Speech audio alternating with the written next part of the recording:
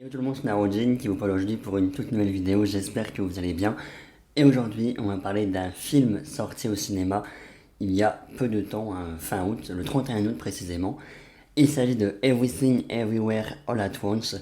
Oui, on va en parler, tout le monde en parle. Donc le film Everything Everywhere All at Once, qui est traduit en français tout simplement Tout partout à la fois, est sorti il y a quelques mois aux États-Unis, donc en mars 2022, et il est sorti là le 31 août au cinéma en France. Everything Everywhere All at Once, c'est l'histoire de Evelyn Wong, qui est une femme qui est à bout. Elle ne comprend plus sa famille, son travail, et elle croule sous les impôts. Soudain, elle se retrouve plongée dans le multivers, des mondes parallèles où elle explore toutes les vies qu'elle aurait pu mener. Face à des forces obscures, elle seule peut sauver le monde, mais aussi préserver la chose la plus précieuse pour elle, sa famille.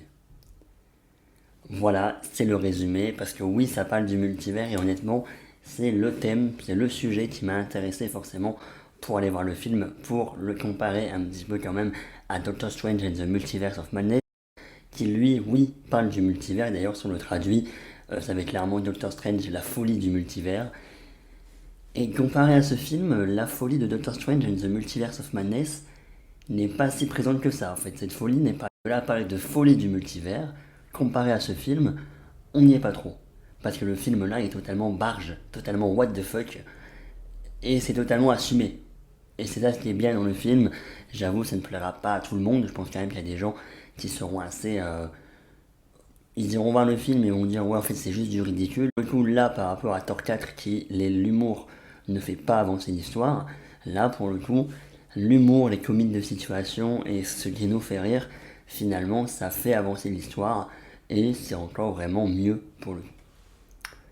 Donc Everything Everywhere All At Once, est-ce qu'il peut être considéré comme le film de l'année? Bon alors moi personnellement j'ai pas vu non plus tous les films au cinéma de l'année, forcément j'en ai d'ailleurs pas vu énormément pour le coup, je me rattraperai en 2023 quand je me prendrai sûrement un abonnement ciné pour y aller beaucoup plus souvent et faire beaucoup plus de critiques et des nouveautés. Mais pour le coup, je peux penser, oui, que Everything Everywhere All At Once est l'un des films de l'année. Bon, l'année n'est pas finie, mais honnêtement, là, avec ce qui reste, bon, on a Avatar 2, forcément, il sera dans le top 3 des films de l'année, évidemment. Après, il y a quoi d'autre? Je ne pense pas que Spider-Man No Way Home, version longue, fera partie des films de l'année. Hein. Voilà. Donc, comme je le disais, par rapport à la réalisation, oui, c'est une réalisation qui est vraiment au top, avec une créativité qui est débordante. Honnêtement, j'ai pas trouvé réellement de répétition au niveau de la réal. On a vraiment de l'originalité et pas mal de choses différentes pendant le film, que ce soit au niveau des transitions, que ce soit par exemple un combat où chaque coup donné ça fait changer le décor derrière. Juste, il y a des trucs où tu te dis, tu n'as jamais vu ça auparavant, et bah waouh, c'est de la créativité, c'est de la réalisation vraiment incroyable, même les musiques sont très cool, l'ambiance est cool. Bon, la fin du film, vraiment les dernières minutes, enfin les 20 dernières minutes, la dernière demi-heure est quand même assez palpable. Pour le coup, t'es un peu en mode tension et tout, il se passe plein de trucs. Bon, en parlant de la durée du film, c'est peut-être un des points négatifs et peut-être le seul d'ailleurs. Bon, il était un petit peu trop long à mon goût. C'est vrai que bon, il y a un moment donné, je me suis dit est-ce que c'est bientôt fini ou pas? 19 plus précisément. Après là, c'est un peu la durée de certains Marvel, etc. Mais là, j'avoue, j'ai vu un tout petit peu le temps passer. Ça aurait pu être un tout petit peu raccourci. Mais oui, honnêtement, le film est très bien malgré tout. Les effets spéciaux, bon, également, sont également très cool.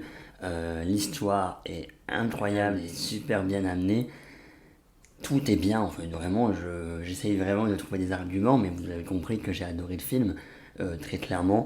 Les effets spéciaux, du coup, comme je dis, il y a quand même des scènes, on le verra sûrement sûrement dans le trailer que vous avez vu au début, quand je parle du résumé du film.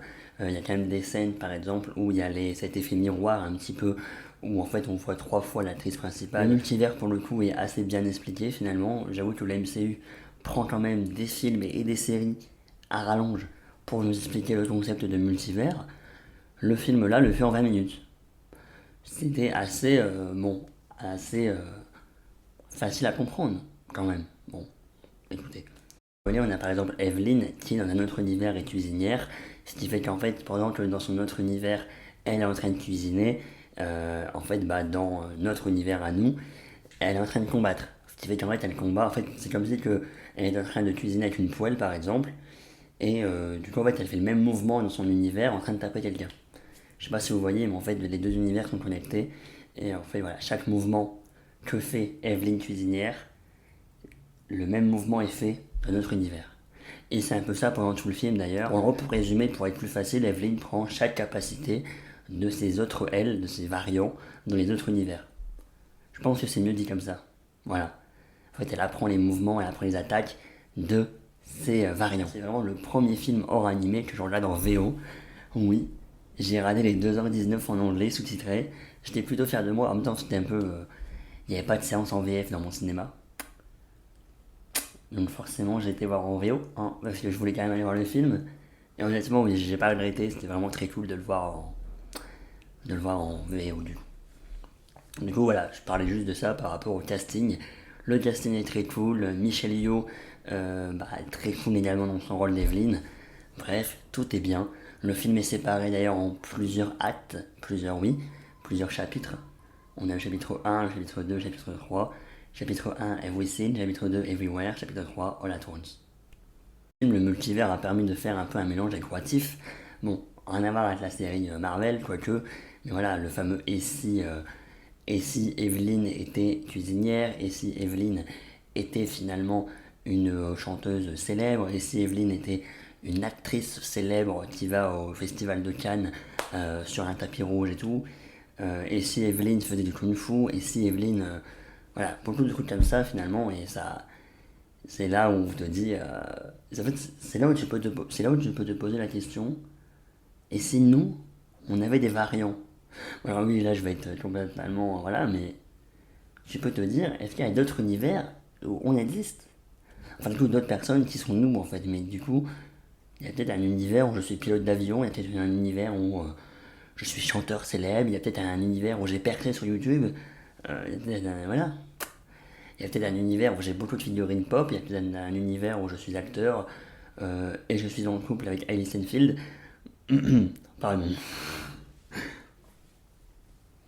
C'était Hailey Steinfeld au pif, hein, juste la première actrice que j'ai trouvée, évidemment. Voyons. Bref. Et en fait, le multivers est certes très bien utilisé, mais en fait, il est un peu.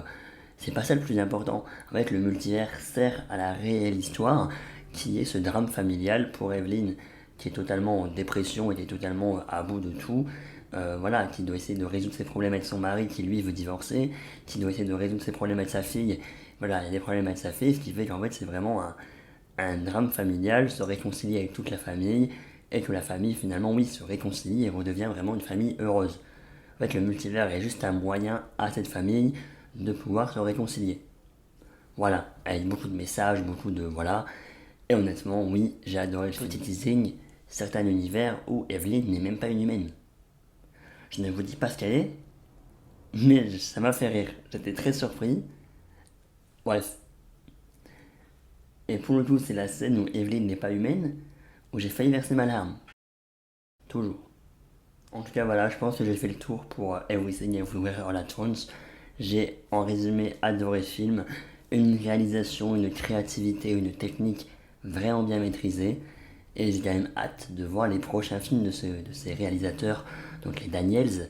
Parce qu'en fait, ils sont deux Daniels et du coup, ils disent les Daniels. Bref. Honnêtement, ce film de comédie et d'aventure sur le multivers est sorti en salle le 31 août. Et oui, je vous le conseille. N'hésitez pas à aller le voir. Il faut le détour.